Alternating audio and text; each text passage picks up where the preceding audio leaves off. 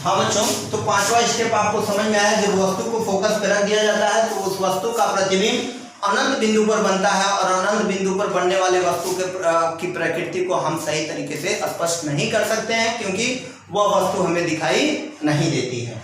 ठीक है, छठवां स्टेप क्या है इसको जरा सा समझते हैं। लास्ट टॉपिक है छठवां का कि जब वस्तु को फोकस बिंदु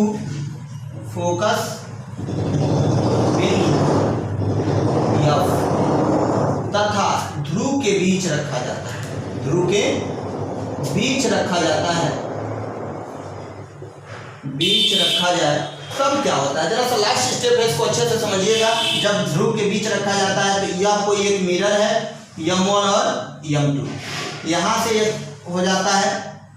थोड़ा सा और सुंदर बना देते हैं।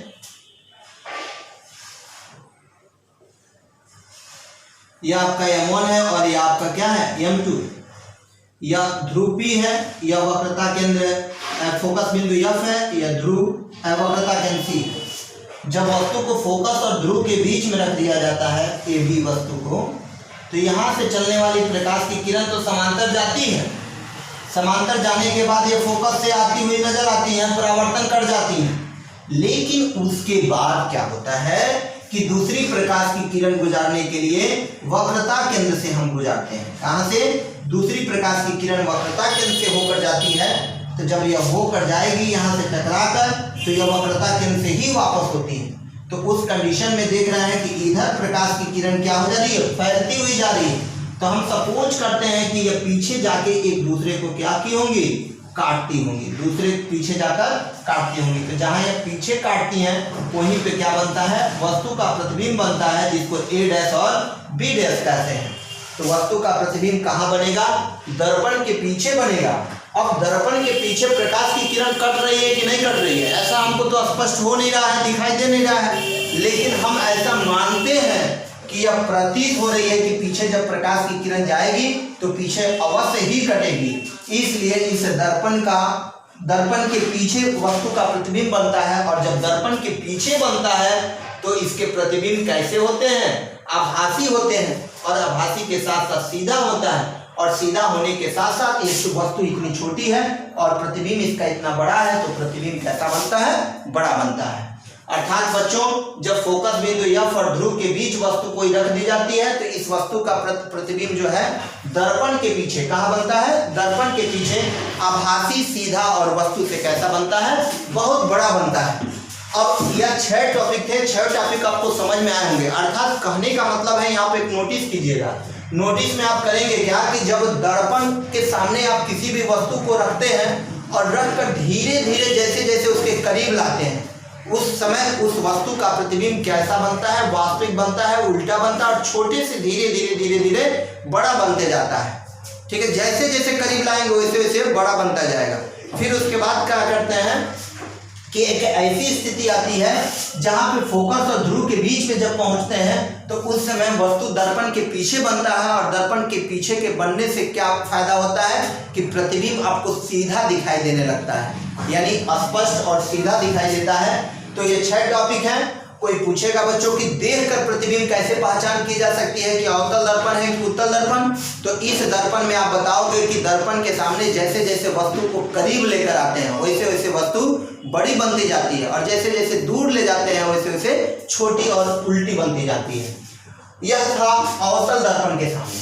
अब ऐसा ही कंडीशन उत्तल दर्पण के सामने है। तो उत्तल दर्पण के सामने में कोई टॉपिक ज्यादा नहीं पढ़ना है, बस उसमें एक ही कंडीशन है। मैं एक ही फिगर बताऊंगा और आपको समझ में आ जाएगा। ये 6 के 6 टॉपिक आप लोग तैयार रखेंगे। इससे एक एक टॉपिक से प्रश्न पूछा जा सकता है, और एक प्रश्न 2 नंबर का हो सकता है। कहेगा कि वस्तु को फोकस और ध्रुव के बीच में रखा जाता है, तब वस्तु का प्रतिबिंब कैसा बनता है, उसकी प्रकृति बताइए तथा किरण आरेख खींचकर समझाइए। तो ये 2 नंबर का है, आपको बताना होगा। तो आप तैयार कर लेंगे, इस पे जितना प्रैक्टिस करेंगे उतना ही अच्छा रहेगा आपके लिए। अब एक लास्ट टॉपिक है उत्तल दर्पण, यानी जो उत्तल दर्पण होता है, उत्तल दर्पण की पहचान मैंने आपको बताया था कि ऐसा दर्पण जिसका दबा हुआ भाग क्या किया गया हो, पेंट किया गया हो, और उठा हुआ भाग परावर्तन तंतु, यानी ऐसा दर्पण, गोलीय दर्पण का एक ऐसा भाग जिसके परावर्तन तंतु उठे हुए होते हो, उसे हम क्या कहते हैं? उत्तल दर्पण कहते हैं। ये पीछे पेंट कर दिया गया है बच्चों। इसका वक्रता केंद्र और ध्रुव ठीक इसके बीच में होता है। ऐसे यह गोलीय दर्पण है, तो यहाँ से इसका वक्रता केंद्र आपका C हो जाता है, फोकस बिंदु F हो जाता है और ध्रुव P हो जाता है। वस्तु को हमेशा दर्पण के सामने रखते हैं, तो उत्तल दर्पण के सामने कहीं भी किसी भी दूरी पर रख दिया जाए, ठीक है, बस वस्तु दिखाई देनी चाहिए। वस्तु क्या होनी चाहिए? दिखाई देनी चाहिए। अगर दर्पण के सामने वस्तु हमको दिखाई दे रही है तो उस वस्तु का प्रतिबिंब कहाँ बनता है, इसके लिए मैं बताता हूँ। किसी भी दूरी पर रख दिया जाए, कहीं भी रख दिया जाएगा, अगर ए भी किसी वस्तु को दर्पण के सामने रख दिया जाता है तो यहाँ से चलने वाली प्रकाश की किरण समांतर जाती है, तो उत्तल दर्पण में सब प्रतीत होता है। अंतर जरा सा क्लियर करेंगे कि अवतल दर्पण में आपको दिखाई देता है, लेकिन उत्तल दर्पण में सब प्रतीत होते हैं, अनुमान लगाते हैं। तो जब दर्पण के सामने जाता है तो यह ऐसा महसूस होता है कि फोकस बिंदु से होकर वापस आ रहा है। कहाँ से आ रहा है? फोकस बिंदु से होकर वापस आता है। दूसरी जब प्रकाश की किरण गुजारते हैं तो ये जैसे जाता है वैसे ही क्या होता है, वक्रता केंद्र से गुजरने वाली प्रकाश की किरण वक्रता केंद्र से आती हुई प्रतीत होती है। दोनों एक दूसरे को कहाँ काटता है?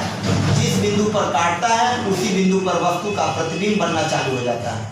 तो देखते हैं कि वस्तु का प्रतिबिंब हमेशा क्या होता है? फोकस बिंदु और ध्रुव के बीच में बनता है। कहाँ बनता है? ध्रुव के बीच में बनता है। तो इसलिए हम कह सकते हैं कि उत्तल दर्पण के सामने भिन्न भिन्न दूरियों पर रखी गई वस्तु का प्रतिबिंब बनाने के लिए हमेशा उसका प्रतिबिंब दर्पण के पीछे ध्रुव और फोकस बिंदु के बीच में, जब बीच में बनता है तो आभासी बनेगा। कैसा बनेगा? आभासी के साथ साथ सीधा, और जब आभासी बनता है, सीधा बनता है, तो इसमें वस्तु कैसी बनती है? सदैव छोटी बनती है। कैसी बनती है? सदैव छोटी बनती है। तो उत्तल दर्पण के लिए ज़्यादा आपको नहीं डिफाइन करना है, बस एक ही फिगर बताना है कि उत्तल दर्पण के सामने भिन्न भिन्न दूरियों पर रखी गई वस्तु का प्रतिबिंब हमेशा दर्पण के पीछे आभासी सीधा वस्तु से कैसी बनती है? छोटी बनती है।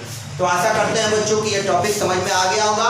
एक टॉपिक और आपका बचा हुआ है जो कल नेक्स्ट डे लेकर आएंगे और ये चैप्टर आपका खत्म हो जाएगा। तो इतना आप लोग कंप्लीट कर लीजिए, फिर जो अगर कोई प्रॉब्लम है तो आप पूछ सकते हैं हमसे, इसको नोट कर लेंगे।